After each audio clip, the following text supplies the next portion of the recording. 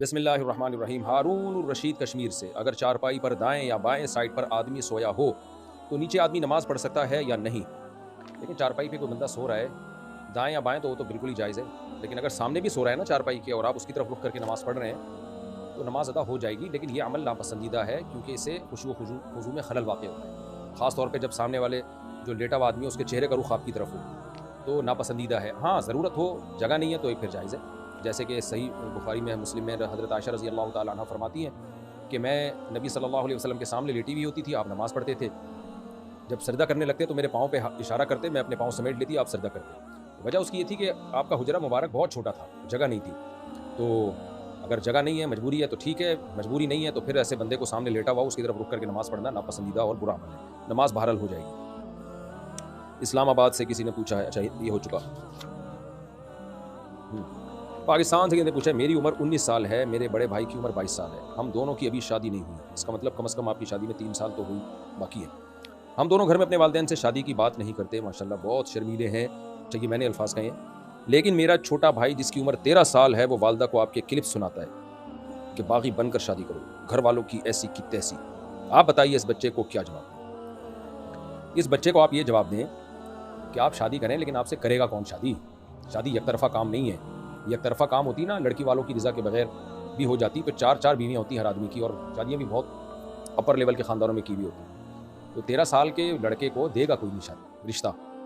آج کل 23 سال کے کو نہیں دیتے، 33 سال کو نہیں دیتے جب تک وہ کما نہ رہا ہو، تو وہ دے گا کون؟ مسئلہ یہ ہے نا۔ تو اس لیے باتیں کرنے پر گورنمنٹ کی طرف سے کوئی پابندی نہیں ہے، جب وہ والدہ کو کلپ سنایا کرے تو والدہ کو چاہیے میرا والا یہ کلپ سنا دے ان کو، تو کلپ کا مقابلہ کلپ سے ہی کیا کریں آپ، ٹھیک ہے نا۔ تو 13 سال کے لڑکے کو کوئی دے گا نہیں اپنی بیٹی، کیونکہ وہ کما نہیں رہا ہے، اور ظاہر ہے بالغ بھی نہیں ہوا ہوگا 13 سال میں، میرا خیال ہے بالغ 14-15 سال کی عمر میں جا کے بندہ بالغ ہوتا ہے، تو والدہ کو کلپ سنائے تو یہ میرا والا کلپ اس کو دے دیا کریں، یہ والا کلپ سنا دیں۔ باقی اگر کوئی بالغ ہو رہا ہے اور کما رہا ہے، وہ بیوی کو اپنے خرچے پہ پال سکتا ہے، پھر ماں باپ کو شادی سے روکنے کا حق نہیں ہے، یہ تو شرعی مسئلہ ہے، پھر وہ کر سکتا ہے شادی۔ ہاں ماں باپ یہ بتائیں بیٹا یہاں کرو یہاں نہیں کرو، لیکن کرو ہی نہیں، یہ پھر یہ اتنے اللہ نے ماں باپ کے حقوق بھی ایک لمٹ رکھی ہے نا اس کی، تو یہ تھوڑی کہ ہر چیز میں ہی ان کو زبردستی کی اجازت اللہ نے دی ہو۔ تو اگر لڑکا بالغ ہو گیا ہے اور سیپریٹ گھر دے سکتا ہے ماں باپ سے ہٹ کے اور کما رہا ہے، بیوی کو کھلا سکتا ہے اور اس کو رشتہ بھی مل گیا ہو، تو پھر ماں باپ اس کو زبردستی شادی سے نہیں روک سکتے، لیکن 13 سال کے بچے صرف باتیں ہی کر سکتے ہیں، انہیں کوئی بیٹی دے گا نہیں، کما نہیں رہے ہیں، اور اگر کما بھی رہے ہوں بالفرض کوئی، تو لڑکی والے 100 باتیں سوچتے ہیں کہ بھائی یہ پال بھی رکھ بھی پائے گا ہماری بچی کو، نہیں رکھ پائے گا جب تک ماں باپ سپورٹ نہیں کرتے، تو کیسے یعنی سسرال والے گود ہی لیں گے اس کو 13 سال کے بچے کو۔ خیر جی، عبداللہ صاحب کہتے ہیں علی گڑھ سے، حج کرنے والے کو حاجی کہتے ہیں، اس طرح عمرہ کرنے والے کو کیا کہتے ہیں؟ عمرہ کرنے والا کہتے ہیں، آپ یہی کہا کریں۔ معتمر کہتے ہیں عربی میں، لیکن یہ لفظ استعمال نہیں ہوتا تو چھوڑ دیں، کچھ نہیں کہیں، ویسی شو بازی آج کل بہت ہیں، عمرہ کیا اللہ کے لیے کیا بس کر کے آؤ اور اپنے باقی کی ایکٹیویٹیز میں مشغول ہو جاؤ۔ عصر کی نماز کے بعد سجدہ کر سکتے ہیں؟ جی سجدہ تلاوت اگر ہے تو کر سکتے ہیں عصر کی نماز کے بعد۔ مفتی صاحب 2 بہنوں کا ایک ساتھ کلوز ہو کر سونا کیسا ہے؟ اگر وہ بالغ ہو گئی ہیں تو پھر بالکل کلوز ہو کے سونا ان کا جائز نہیں ہے، اس میں بہت سارے فتنے اور فسادات کا اندیشہ ہے۔ تو طالب علمی کے زمانے میں شادی کرنا کیسا ہے؟ بالکل شریعت میں ترغیب ہے نوجوانوں کو نکاح کرنے کی، اس میں کوئی فرق نہیں ہے کہ طالب علم ہو یا طالب علم نہ ہو، البتہ یہ ضرور ہے کہ جب آپ شادی کریں گے تو اگر ماں باپ کے خرچے پہ کریں گے تو ماں باپ کا راضی ہونا ضروری ہے، کیونکہ ماں باپ آپ کو شادی سے روک تو نہیں سکتے، لیکن ماں باپ یہ کہہ سکتے ہیں کہ تمہاری شادی پہ ہم پہ خرچہ لازم نہیں ہے، تو ماں باپ کو یہ رائٹ ہے، وہ کہ بھائی ہم خرچہ ہم نہیں کریں گے، تو پھر آپ کو دے گا کون؟ سوال پیدا ہوتا ہے نا۔ تو اس لیے اگر آپ طالب علمی کے دور میں کما رہے ہیں، کچھ بیوی کا انتظام کر سکتے ہیں اور رشتہ بھی مل جائے تو پھر کر لیں آپ، اور اگر انتظام ہی نہیں ہو رہا، لڑکی والے کہہ رہے ہیں آپ کما نہیں رہے ہو، یا آپ کو پتہ ہے کہ میں لڑکی کو لے تو آؤں گا گھر میں لیکن میں کھلاؤں گا کہاں سے اس کو، تو بھی جائز نہیں آپ کے لیے۔ تو بات طالب علم کی نہیں ہے، بات یہ ہے کہ آپ بیوی کے حقوق ادا کر سکتے ہیں یا نہیں کر سکتے۔ ادا کر سکتے ہیں تو آپ شادی کریں، ادا نہیں کر سکتے تو آپ طالب علم ہو یا نہیں ہو شادی نہیں کریں آپ، بلکہ دے گا ہی کوئی نہیں آپ کو، کریں یا نہ کریں تو ایک الگ بات ہے، دے گا نہیں کوئی، دے رہا ہے تو ہمیں کوئی اعتراض نہیں ہے۔ بعض دفعہ آدمی کچھ بھی نہیں کر رہا ہوتا پھر بھی لوگ کہہ رہے ہوتے ہیں ہماری بیٹی سے شادی کر لو، کہتے ہیں میں تو کچھ نہیں کر رہا، تو وہ کہتے ہیں کوئی بات نہیں، گھر داماد بنا لیتے ہیں وہ۔ تو اگر کوئی گھر داماد کسی کو لوگ بنانے کے لیے تیار ہیں، اتنا خوش قسمت ہے کہ سسرال والے بیٹی بھی دے رہے ہوں اور خرچہ بھی دے رہے ہوں، سبحان اللہ، تو پھر ان کا آپس کا معاملہ ہے، پھر میں بیچ میں کباب میں ہڈی کیوں بنوں بھائی؟ اچھا بھائی، لیکن علم کی وجہ سے شادی میں تاخیر کرنا نا کہ ابھی میں پڑھائی میں مشغول ہوں، یہ ٹھیک عمل نہیں ہے۔ آپ علم اللہ کے لیے حاصل کر رہے ہو، اللہ کے کو راضی کرنے کے لیے، تو پھر اللہ کی تعلیمات اور اللہ کے احکامات اور نبی کی تعلیمات یہی ہیں کہ نکاح میں تاخیر مت کرو۔ کیونکہ گناہوں میں پڑنے کا بہرحال اندیشہ ہوتا ہے. پھر طالب علمی کی وجہ سے نکاح میں تاخیر کر رہا ہے تو اس کی وجہ سے لڑکیوں کے نکاح میں بھی تاخیر ہو رہی ہے. ان کا کیا قصور ہے بھائی؟ آپ کے علم کی وجہ سے اگلے کو کیوں؟ اب دیکھو جتنے طلبہ ہیں ہزاروں لاکھوں کی تعداد میں ہے نا, یہ سب شادی نہیں کرتے جب تک ہم تعلیم ہماری مکمل نہیں ہوگی. تو ان کی وجہ سے ان لڑکیوں کے رشتوں میں بھی تاخیر ہو رہی ہے, ان کی زندگیاں برباد ہو رہی ہیں. کیا نماز آدھی آستین کے کپڑوں میں ہو سکتی ہے؟ جی ہو سکتی ہے. جمعہ کی نماز پارک میں پڑھنا جائز ہے یا صرف مسجد یا مصلی میں پڑھنا بہتر ہے؟ مسجد یا مصلی میں پڑھنا بہتر ہے. مسجد میں, مصلی بھی نہیں, مسجد و پراپر. بچے کی پیدائش کے بعد اکثر چھوٹے بچوں کو پیلیا ہو جاتا ہے جس کو اکثر لوگ جھڑواتے بھی ہیں. کیا یہ جھڑوانا شرک ہے؟ شرک تو نہیں ہے لیکن پرلے درجے کی جہالت ہے, اور ایسی چیزوں سے ہی شرک کا اور توہم پرستی کا دروازہ کھلتا ہے. بچوں کو پیلیا ہو جانا نارمل ہے, اس میں کوئی جھڑوانے کی ضرورت نہیں ہے. یہ تقریباً سبھی بچوں کو ہوتا ہے. اس کا بہترین علاج یہ ہے کہ صبح اور شام کی دھوپ لگائیں بچے کو.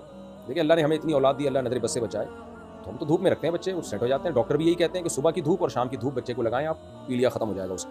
یہ جھڑوانے والی جہالتوں سے اپنے آپ کو نکالیں. اور یہ جو کانسیپٹ بن چکا ہے نا, پیلیا جھاڑے بغیر جاتا ہی نہیں ہے, یہ بالکل فضول بات ہے. جتنے انگریزوں کو پیلیا ہوتا ہے جھڑے بغیر ہی جاتا ہے. سعودی عرب میں جتنے عربوں کو پیلیا ہوتا ہے جھڑے بغیر ہی جاتا ہے. یہ صرف انڈیا پاکستان میں ایک عذاب آیا ہوا ہے, اور جھڑوانے والوں کے دھندے چل رہے ہیں, اس سے ان کی دکانیں چل رہی ہیں. اور پھر افسوس کی بات ہوتی ہے, علماء بھی ایسے بے وقوفوں کو سپورٹ کر رہے ہوتے ہیں. کوئی گلے میں جوتوں کا ہاتھ ڈالا ہوا ہے, کوئی پتوں کے ہاتھ ڈالے ہوئے ہیں, وہ پتے جیسے جیسے پیلے ہو رہے ہیں پیلیا نکل رہا ہے. پر ڈرامے بازی ہے. اس لیے ہمیں نا یہ ہمارے سامنے یہ دلائل نہ دیا کریں. تو ہمارے خاندان میں 2 بچوں کو پیلیا ہوا تھا, جا ہی نہیں رہا تھا. سب نے کہا جھڑواؤ جھڑواؤ. ان کے والد میں ماشاءاللہ اللہ پہ توکل, اعتماد, کانفیڈنس.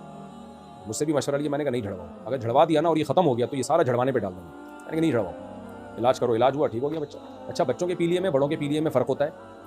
جھڑوانا تو نہ بڑوں کا ہے نہ بچوں کا ہے, لیکن ڈاکٹروں میں فرق ہوتا ہے. بعض دفعہ بچوں کے پیلیوں میں پیلیا ہوا, آپ اس کو جنرل فزیشین کے پاس لے گئے, وہ دوا میں وہ والی دوائیں یا اس طرح سے ٹریٹمنٹ کر رہا ہوتا ہے جو بڑوں کے پیلیے کا علاج ہے. کیونکہ ہمارا یہ تجربہ ہے. تو بچوں کے پیلیے کا علاج الگ ہے, بڑوں کے یرقان کا علاج, ہیپاٹائٹس کا علاج بالکل الگ ہے.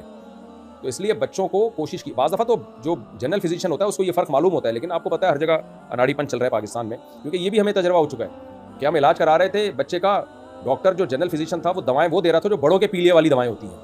تو پھر ہم چائلڈ اسپیشلسٹ کے پاس لے کر گئے, اس نے کہا یہ دوائیں غلط دے رہے ہیں کیونکہ یہ بڑوں کے پیلیے میں بچوں کے پیلیے میں بہت فرق ہوتا ہے. تو جھڑتا وہ نہ دونوں کا, جھڑتا بڑھتا دونوں کا نہیں ہے, علاج میں فرق ہے. اس لیے بچوں کا جب بیماری ہو نا تو بچوں کی, تو اس کو چائلڈ اسپیشلسٹ ہی کو دکھایا کریں, تاکہ پہلی دفعہ میں ہی ٹریٹمنٹ میں آپ کو اعتماد ہو کہ صحیح ٹریٹمنٹ ہو رہا ہے. بچوں اور بڑوں کی بیماری میں بڑے فرق ہوتے ہیں بھائی, یہ دونوں ایک جیسے نہیں, ورنہ دونوں کے الگ الگ اسپیشلسٹ کیوں ہوتے. تو نماز میں ثنا ہر رکعت میں پڑھنی ہے؟ نہیں بھائی, پہلی رکعت میں سورہ فاتحہ سے پہلے پڑھنی ہے. کیا مسلمانوں کے لیے زعفرانی رنگ کے کپڑے پہننا منع ہے؟ مردوں کے لیے بالکل سرخ کپڑے جو ہوتے ہیں نا, چمکتا ہوا سرخ, وہ مکروہ اور ناپسندیدہ ہے, نبی نے اس کو پسند نہیں کیا.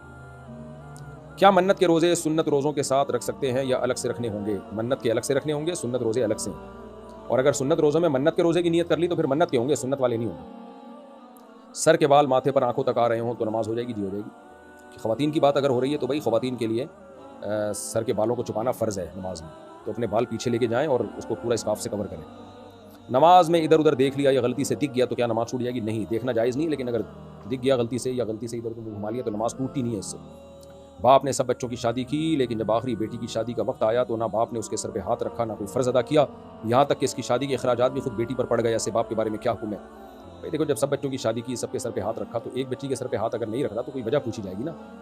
تو نارملی تو یہ ٹھیک نہیں ہے, سب بچوں کے ساتھ برابر سلوک کرنا چاہیے. آپ کیوں ایک بیٹی کے ساتھ سوتیلا پن کر رہے ہو؟ لیکن اگر کوئی معقول ویلڈ ریزن ہے تو اب مجھے نہیں پتا, یک طرفہ بیان سن کے تو آدمی نہیں بات کر سکتا نا. باپ سے پوچھا جائے گا بھائی کیوں, کیا ناراضی ہو سکتا ہے, بیٹی نے کوئی ستایا ہو ابا کو. تو میں تو ایک شرعی مسئلہ نارملی جو حکم ہے وہ بتا سکتا ہوں کہ سب بچوں کے ساتھ برابر سلوک کرنا چاہیے, لازم ہے یہ. لیکن اب باپ نے ایک بیٹی کے ساتھ ایسا کیوں کیا, تو ہو سکتا ہے کچھ حالات ہوں ان کے سامنے جو مجھے معلوم نہیں ہے, اس لیے میں اس پہ کوئی کمنٹ نہیں کر سکتا. مفتی صاحب یہ کیا لکھا بھائی, پتہ نہیں کیا لکھا, سندور کے بارے میں بتائیں کیا یہ جائز ہے یا نہیں؟ سندور کیا ہوتا ہے بھائی؟ یہ جو ٹیکا لگاتی ہیں عورتیں نا ماتھے پہ, ہاں دیکھیں ہندوؤں کی ایک علامت ہے, ان کے مذہب کا شعار ہے, اس لیے اس سے اجتناب لازم ہے. دھوکہ دے کر جاب حاصل کرنا حلال ہے یا حرام؟ حرام ہے, ظاہر ہے, دھوکہ کوئی ثواب کا کام ہے. البتہ تنخواہ کا حلال و حرام ہونے کا تعلق اس سے نہیں ہے کہ آپ نے دھوکہ دے کے جاب کی ہے یا بغیر دھوکے کے. تنخواہ کے حلال و حرام ہونے کا تعلق اس سے کہ جاب جو آپ کر رہے ہیں وہ کام جائز ہے یا نہیں, اور ایمانداری سے کر رہے ہیں کہ نہیں کر رہے. جیسے جعلی ڈاکومنٹس بنوا کے لوگ جاب کرتے ہیں, تو جعلی ڈاکومنٹس بنوانا تو جائز نہیں ہے, لیکن جاب کی جو تنخواہ ہوگی وہ بہرحال حلال رہے گی اگر آپ پابندی سے اپنی ذمہ داری پوری کر رہے ہیں. ثاقب صاحب بنگلور سے, میرا سوال ہے کہ گوگل اور یوٹیوب سے تصویر لے کر تھوڑا ایڈٹ کر کے بعد میں اپنے یوٹیوب چینل میں اپلوڈ کر کے پیسہ کما سکتے ہیں, انکم حرام تو نہیں ہوگی؟ دیکھو یہ عمل جائز نہیں ہے، کیونکہ جو کاپی رائٹ کا قانون ہے اس کی بیس پہ لوگ اس کی اجازت نہیں دیتے کہ ہماری ویڈیو کو ایڈٹ کر کے ڈالیں. اگر جس کی ویڈیو ہے اس کی طرف سے اجازت ہے یا اس کو کوئی اعتراض نہیں ہے پھر تو ٹھیک ہے، لیکن اس کو اعتراض ہے تو پھر یہ عمل ٹھیک نہیں ہونا ہوگا. البتہ حلال و حرام، آمدن کے حلال و حرام ہونے کا تعلق ایڈ سے ہے. وہ یہ نہیں ہے کہ آپ نے کسی کی ویڈیو ایڈیٹنگ کر کے ڈالی ہے یا ایڈیٹنگ کیے بغیر ڈالی ہے، اس کا تعلق ہے ایڈ. ایڈ اگر شراب کا چل رہا ہے تو ارننگ حرام ہے. ایڈ اگر جائز چیزوں کا چل رہا ہے، شیمپو کا، صابن کا اور اسکولوں کا اشتہار چل رہا ہے تو اس کی آمدن حلال ہے. لیکن پھر بھی کچھ حلال ہونے کے باوجود بھی کچھ رقم اس میں صدقہ ضرور کریں، کیونکہ اس میں ایڈ میں لڑکیاں بھی آ رہی ہوتی ہیں تو کچھ نہ کچھ ناپاکی اس ایڈ میں شامل ہو جاتی ہے، تو اس سے اپنے مال کو پاک کرنے کے لیے کچھ رقم صدقہ کر دیا کریں. 2.5%، 5%، اتنی. انڈیا سے کسی نے پوچھا میری امی گھر پر عدت میں ہیں، اب مجھے بمبئی جانا ہے تو میں امی کو بھی ساتھ لے کر جا سکتا ہوں کیونکہ میرا کاروبار بمبئی میں اور ابھی عدت کے صرف 5 دن ہوئے ہیں؟ نہیں بھائی صاحب، شوہر کے گھر میں ہی امی کو عدت گزارنی پڑے گی مکمل، اس سے پہلے آپ ان کو کہیں نہیں لے جا سکتے. اللہ کا حکم ہے، اس کو پورا کریں. خورشید احمد سہارنپور سے، میرا بیٹا اکثر بیمار رہتا ہے، میری بیوی نے منت مانی کہ اگر بیٹا ٹھیک ہو جائے تو قربانی میں بکرا دوں گی اور اس کا گوشت مدرسے میں دوں گی، تو کیا ایک کم قیمت والے بکرے کی قیمت مدرسے میں دی جا سکتی ہے؟ قربانی ہی کرنی ہوگی. نہ قربانی نہ کریں، آپ ایک متوسط درجے کے بکرے کی قیمت وہ صدقہ کر دیں، یہ زیادہ ثواب ہے.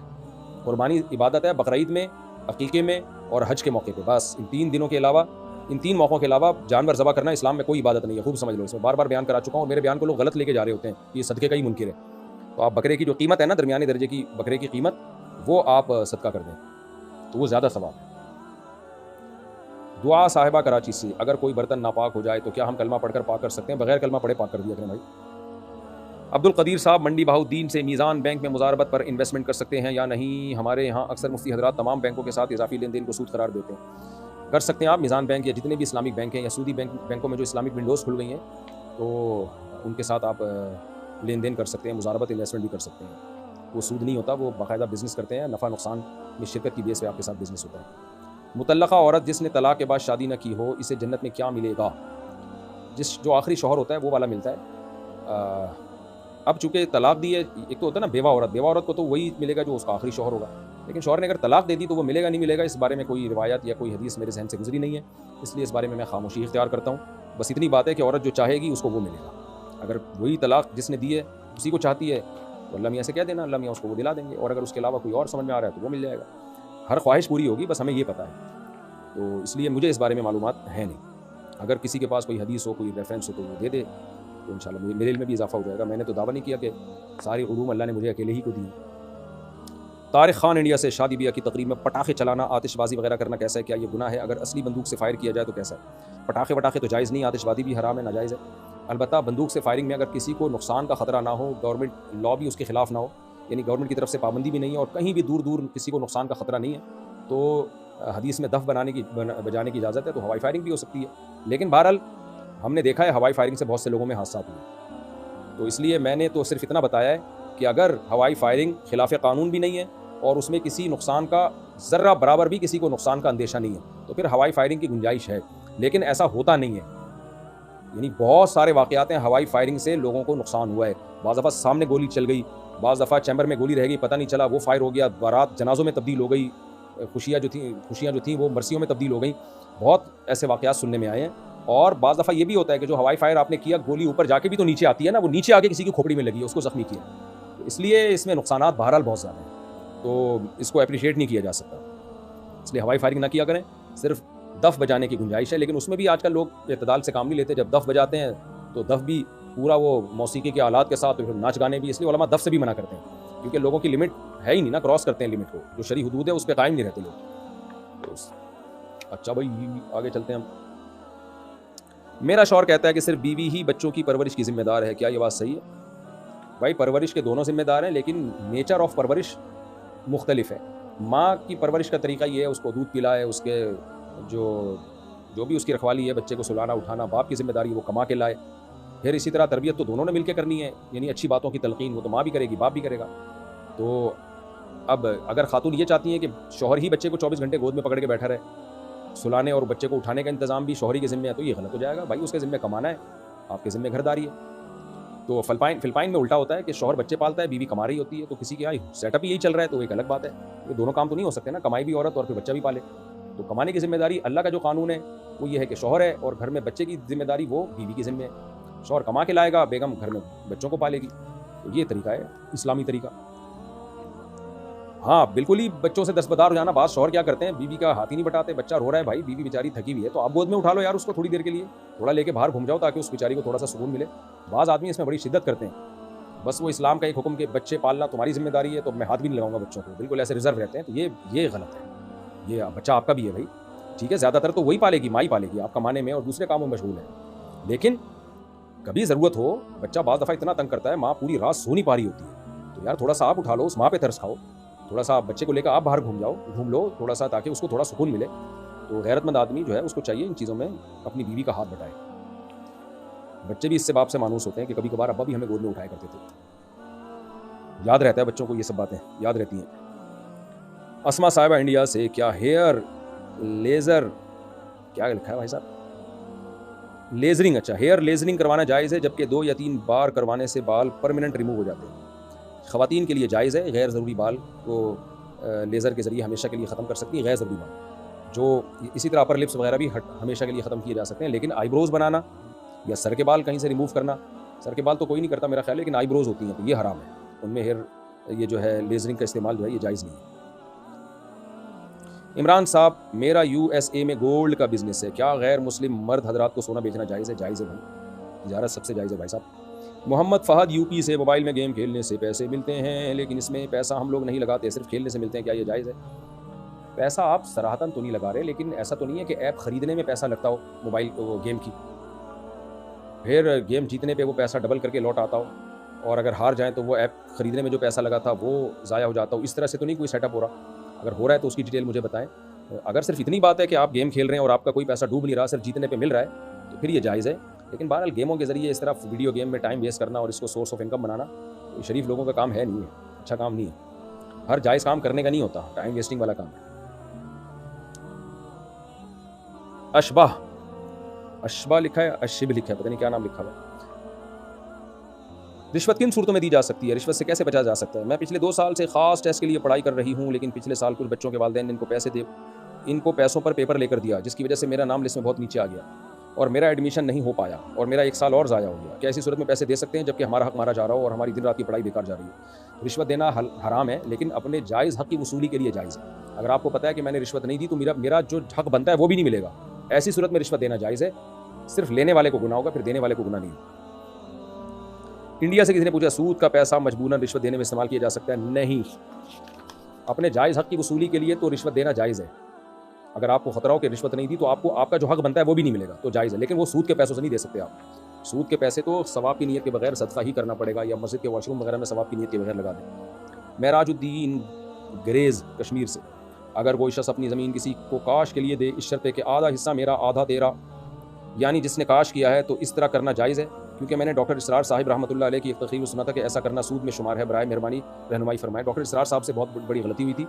میں بار بار کہتا ہوں جو جس کی فیلڈ نہیں ہے تو اس میں اس سے غلطیاں ہو سکتی ہیں, تو اس میں نہ اس سے بدگمان ہونا چاہیے اور نہ ان کی بات کو فالو کرنا چاہیے. یعنی کسی ایسے شخص سے بدگمان نہیں ہونا چاہیے کیونکہ ان کی فیلڈ نہیں ہے نا.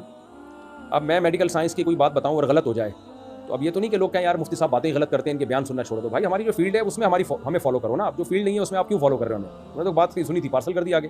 اس کی ایک آسان مثال میں دیتا ہوں. صحیح ہے مسلم کی حدیث ہے, نبی صلی اللہ علیہ وسلم نے صحابی رسول سے فرمایا کہ تعبیر نخل مت کرو, یعنی کھجور میں نر مادہ پھولوں کو مت ملاؤ. انہوں نے نہیں ملایا, پیداوار ہی نہیں ہوئی, اتنی کم کھجوریں نکلی. تو انہوں نے نبی صلی اللہ علیہ وسلم کی خدمت میں آ کے شکایت کی کہ یا رسول اللہ, آپ نے فرمایا تھا کہ کھجور میں نر مادہ بھور کو مت ملاؤ, تو ہم نے نہیں کیا, اس کو تعبیر کہتے ہیں عربی میں, تو پیداوار نہیں ہوئی. تو آپ صلی اللہ علیہ وسلم فرمایا کہ انما انا بشر مثلکم, میں تمہاری طرح کا انسان ہوں, اور میں جب تمہیں دین کے معاملے میں حکم دوں تو پھر اس کی حکم کی بجاوری تم پر لازم ہے, اور جب میں تمہاری دنیا کے معاملے میں کوئی مشورہ دوں فانتم اعلم بامور دنیاکم منی, تو فرمایا تم دنیا کے معاملات مجھ سے زیادہ بہتر جانتے ہو. تو اس لیے مطلب یہ تھا کہ جب دنیا کی باتوں میں تمہیں کوئی مشورہ دیتا ہوں تو ایز اے پیغمبر نہیں دیتا, بلکہ ایز اے بشر دیتا ہوں. میں تمہیں ایک ہیومن کی بیس پہ میں دیتا ہوں, جیسے کوئی کسی کو مشورہ دیتا ہے. لیکن آپ نے فرما دیا کہ یہ معاملات میں تم زیادہ بہتر جانتے ہو.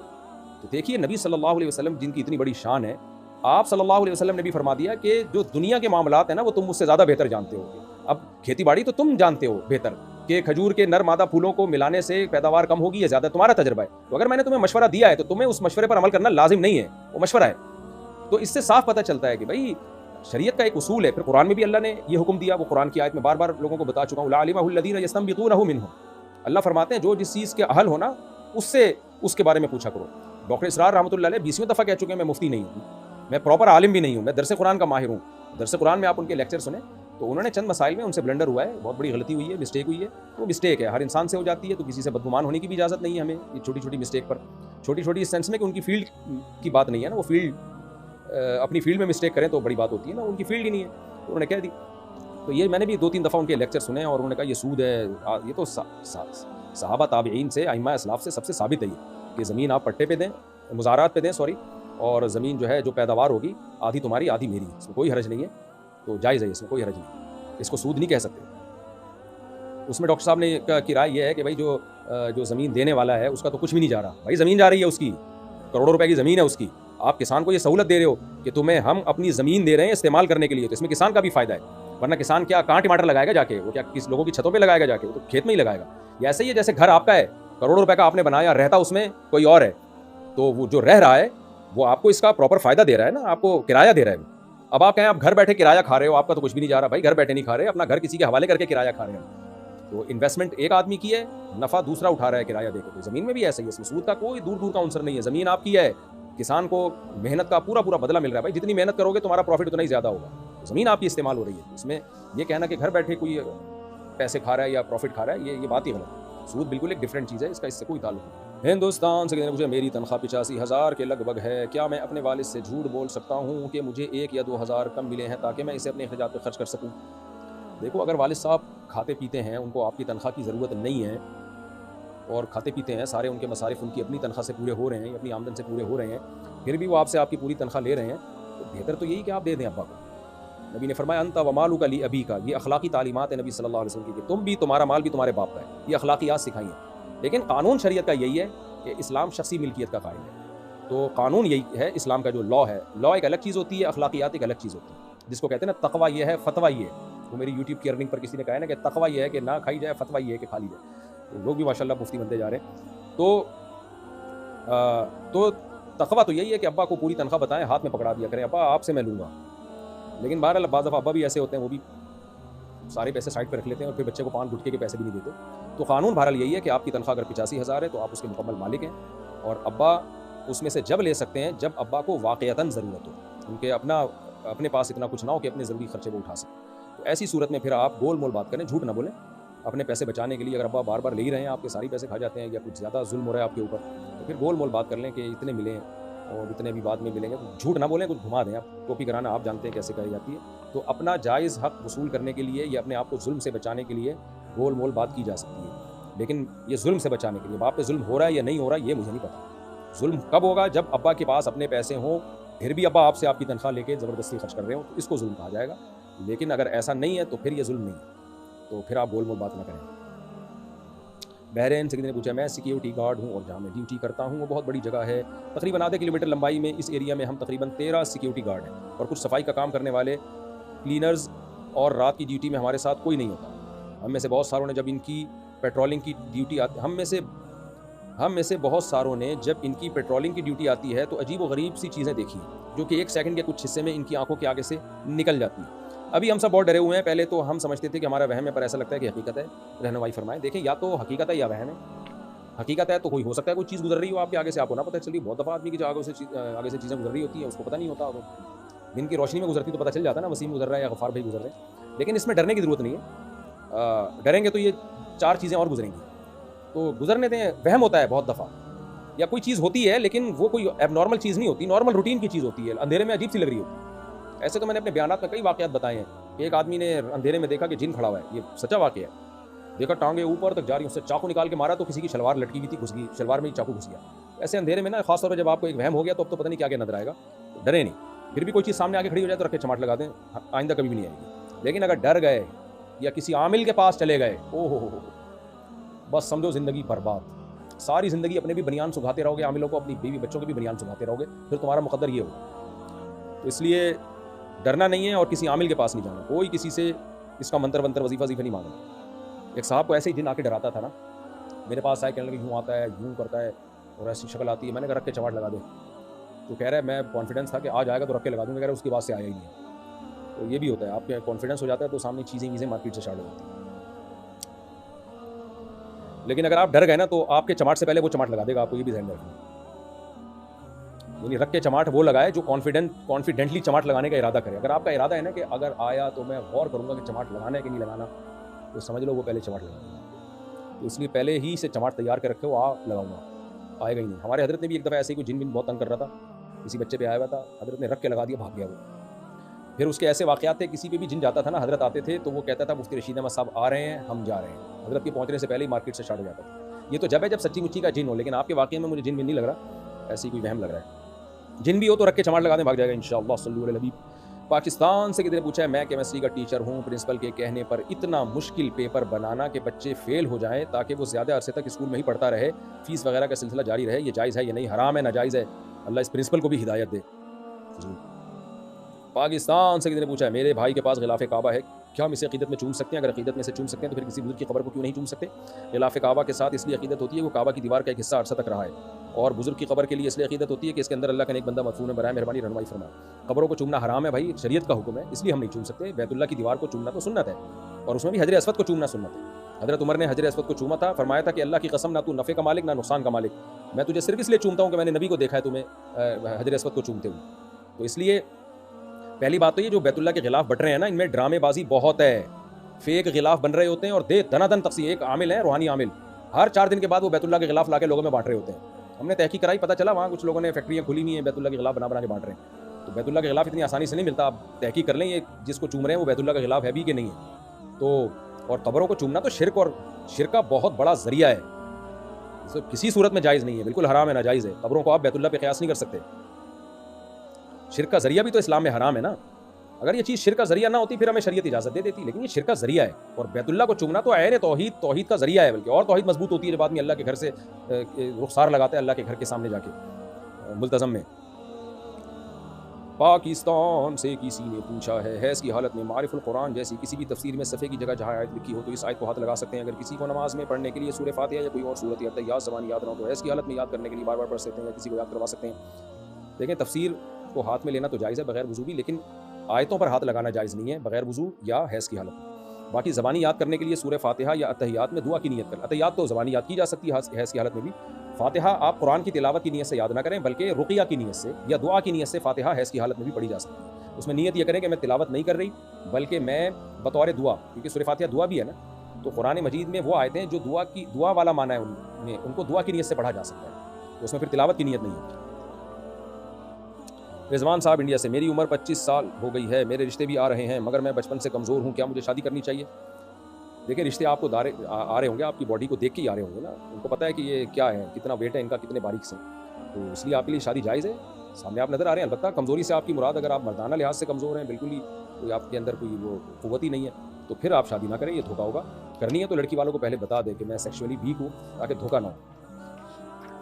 دھوکہ دے کے شادی حرام ہے, ناجائز ہے بھائی. فضا بانو انڈیا سے, میں نے دوسری شادی کے بارے میں بیان سنا اور دل میں نیت کی کہ یا اللہ شادی کے بعد اگر مجھ میں کوئی کمی ہوئی تو میں اپنے شوہر کو دوسری شادی کرنے کا کہوں گی. صرف من میں کہا تھا, زبان سے نہیں کہا, تو کیا مولانا صاحب مجھ پر لازم ہے اور اس کا کفارہ کیا ہے؟ زبان سے بھی کہا ہو تو بھی لازم نہیں ہے. دیکھیں, دوسری شادی کی ترغیبیں میں شوہروں کو دیتا ہوں, خواتین کو نہیں کہتا کہ اپنے شوہروں کی دوسری شادی کرائیں. یہ آپ کا کام نہیں ہے. آپ میں کوئی فالٹ ہو یا نہ ہو, آپ نے اپنے شوہر کی دوسری شادی نہیں کرانی, یہ ان کا ہیڈک ہے. جب آپ سے کہیں دوسری شادی کا, آپ بولو بھائی مجھے میرے حقوق چاہیے, مجھے پراپر وے میں میرے حقوق چاہیے. آپ کو اگر اللہ نے اجازت دی ہے تو وہ آپ جانو, اللہ جانے, مفتیان کرام جانے, مجھے میرے حقوق چاہیے. تو یہ نا یہ اپنی لمٹ کو کراس کرنے والی بات ہو جاتی ہے کہ آپ خود کہیں کہ جی آپ شادی کریں. آپ کیوں کہیں گے؟ ان کا مسئلہ ہے, آپ کا مسئلہ تھوڑی ہے. اس سے نقصان آپ کو ہوگا. کل بار بار جب بھی مسائل تو ہوتے ہیں 2 شادیوں کے بعد, جب بھی مسائل کھڑے ہوں گے بولیں گے تم نہیں تو بولا تھا کر لو, تم نہیں تو بولا تھا. تو آپ کے حقوق بھی ادا نہیں کرے گا میاں, اور بلیاں بھی آپ کے اوپر ہی ڈالے گا. بعض دفعہ ایسے ہوتا ہے, بیوی نے اپنے شوہر کی خود شادی کرا دی, اب شوہر جب ٹینشن میں آیا, دوسری بیوی چلاک نکلی, اس نے شوہر کو اپنا یرغمال بنا لیا, اور پہلی کو اب یہ لٹکا رہا ہے. پہلی کہہ رہی ہے بھائی یہ کیا کیا تم نے, تم نہیں تو بولا تھا کر لو, تم نہیں تو بولا تھا کر لو. یہ ڈرامے بازی ہوتی ہے. پھر آپ بولو بھائی مجھے تکلیف ہوتی ہے, میں سکن پہ, ہر عورت کو تکلیف ہوتی ہے, عورت کی محبت ہے یہ, تو آپ میرے سامنے یہ ذکر نہ کیا کرو. آپ کو اللہ نے اجازت دی ہے تو اللہ جانے, آپ جانے. اللہ نے مجھے تو نہیں کہا کہ, اگر اللہ نے یوں کہا ہوتا نا قرآن میں, کہ اللہ نے جو قرآن میں کہا وہ یہ کہا ہے, مردوں کو کہا ہے کہ فن کی ہو ما طاب لکم من النساء مثنی و ثلاث ورباع. اے مردوں, دیکھو مردوں کو خطاب ہو رہا ہے کہ تم میں جو عدل کر سکتا ہے وہ 2 3 4 شادیاں کرے, اور جو عدل نہیں کر سکتا وہ ایک کرے. عورتوں کو نہیں کہا کہ اے خواتین تمہارے میاؤں میں جو 2 بیویوں کے حقوق ادا کر سکتا ہے تم نے ان کی 2 3 4 کرانی ہے. اللہ میاں نے عورتوں کو کہیں نہیں کہا. اس لیے میں خواتین میں یہ بیان کرتا ہی نہیں ہوں کہ اپنی میاؤں کی 2 شادیاں کرائیں، یہ بالکل پرلے درجے کی بے وقوفی کی بات ہے، حماقت کی بات ہے. ہاں بس عورت میں اتنا ہے کہ اگر شوہر نے کر لی ہے تو اس کو بتنگڑ نہ بنائے، شریعت کے حکام کا مذاق نہ اڑائے، دوسری شادی کا مذاق نہ اڑائے، اور اتنا ریئیکشن نہ کرے کہ وہ طلاق پر مجبور ہو جائے. کیونکہ حدیث میں منع کیا، نبی صلی اللہ علیہ وسلم نے فرمایا کہ عورت کبھی بھی اپنے شوہر سے اپنی سوگن کی طلاق کا مطالبہ نہ کرے. اگر شادی کر لی ہے شوہر نے، پھر بیوی مطالبہ کرے کہ دوسری کو طلاق دو، یہ ناجائز ہے. بھائی اب ہو گیا تو کمپرومائز کریں، تو ہو گیا جو ہونا تھا ہو گیا، ٹھیک ہے، طبی طور پہ عورت کو غم ہوتا ہے، لیکن طلاق پہ مجبور نہ کریں شوہر کو کہ اس کو طلاق دیں. اور آپ نے اس کی حکمت بتائی، فرمایا کہ جو جتنا تمہارے مقدر کے حقوق ہیں نا وہ تمہیں مل کے رہیں گے. عورتیں یہ سمجھتی ہیں نا میاں نے دوسری شادی کر لی تو اب میاں کی آمدن ڈیوائڈ ہو جائے گی، میاں کی محبت ڈیوائڈ ہو جائے گی، ٹائم ڈیوائڈ ہو جائے گا. تو نبی نے فرمایا کہ نہ نہ نہ، کچھ بھی ڈیوائڈ نہیں ہوگا. جو تمہارے مقدر کی محبت، تمہارے مقدر کی روزی روٹی اللہ نے تقدیر میں لکھی ہوئی ہے وہ تمہیں باہر صورت مل کے رہے گی، چاہے شوہر 4 شادیاں کرے یا ایک ہی کرے. جو نہیں ملے گی، جو تمہارے مقدر میں نہیں ہے وہ نہیں ہے. مجھے یاد ہے ایک مرد نے دوسری شادی کا ارادہ کیا، ان کی بیوی نے اتنا بڑا ہنگامہ کیا کہ شوہر بیزار ہو گیا. اس نے کہا ٹھیک ہے میں نہیں کر رہا، گھر جہنم بن رہا تھا. اللہ کی قدرت، اگلے دن شوہر کا ایکسیڈنٹ ہوا، انتقال ہی ہو گیا. تو وہی حدیث کا مطلب دیکھو، عورت کے مقدر میں شوہر کا ٹائم نہیں تھا تو شادی کی نہیں ملا ٹائم، کر لیتا. تو اس لیے تقدیر سے مت لڑیں. تو اگر میاں نے دوسری شادی کر لی ہے تو طلاق کا مطالبہ نہ کریں کہ اس کو لازمی چھوڑو، یہ رہے گی یا میں رہوں گی. نہ آپ صرف اپنے حقوق کا مطالبہ کریں، بھائی مجھے میرے حقوق چاہیے. تو خلاصہ یہی نکلا کہ عورت نہ اپنے شوہر کو دوسری شادی کی ترغیب دے، نہ اس کی شادی کرائے. تو اس کے سائیڈ ایفیکٹ بہت خطرناک ہوتے ہیں بعد میں. ہاں اتنی مخالفت نہ کرے کہ وہ بیزاری آ جائے اور بہت زیادہ ہنگامے نہ کرے. اور تھوڑی بہت کبھی تکلیف ہر ایک کو ہوتی ہے، وہ نیچرل ہے. تو یہی ہے جو قرآن کا بھی حکم ہے، حدیث کا بھی، اور ہم یہی کہتے ہیں لوگوں سے جو کچھ بھی ہوگا آپ پہ بلی ڈالے گا. اچھا میرے بھائی ارشد فیصل آکولا انڈیا سے، اگر کسی کے سینے پہ بال وغیرہ بہت زیادہ ہوں تو کیا وہ لوگ ان بالوں کو کاٹ سکتے ہیں؟ دیکھیں سینے پہ بال ہونا مرد کی مردانگی کی ہے، مطلب پتہ نہیں کیوں کاٹ رہے ہیں، کیا ہو گیا تم لوگوں کو. تو اگر اس نیت سے کاٹ رہا ہے کوئی کہ میں ایسا اٹریکٹیو نظر آؤں، تو گے ٹائپ کے بھی لونڈے لپاڑے آج کل بہت آ گئے ہیں، تو اس نیت سے کاٹنا تو بالکل حرام اور ناجائز ہے. اور اگر کوئی اس لیے کاٹ رہا ہے کہ وہ پسینہ وسینہ بہت جم جاتا ہے اس میں، جائز ہے، لیکن بہرحال اچھا عمل نہیں ہے یہ. تو جہاں مردوں کے بال ہیں ان کو رہنے دیں. صرف ہمیں زیر ناف بالوں کے صاف کرنے کا حکم ہے، بغلوں کے بال کے صاف کرنے کا حکم ہے. اور سر کے بال آپ کی مرضی ہے، رکھنا چاہیں رکھیں، نہیں رکھنا چاہیں نہیں رکھیں. اور مونچھیں تراشنے کا حکم ہے. تو باقی بالوں کو کاٹنا ناپسندیدہ بہرحال ہے، اور اگر نیت خراب ہے پھر تو حرام. کولہا پور، کیا آن لائن کمائی کرنا حلال ہے یا حرام؟ حلال ہے بھائی، اگر جائز طریقے سے ہو. آن لائن میں 20 طریقے ہیں، تو قبضہ کر کے چیزوں کو آگے بیچیں.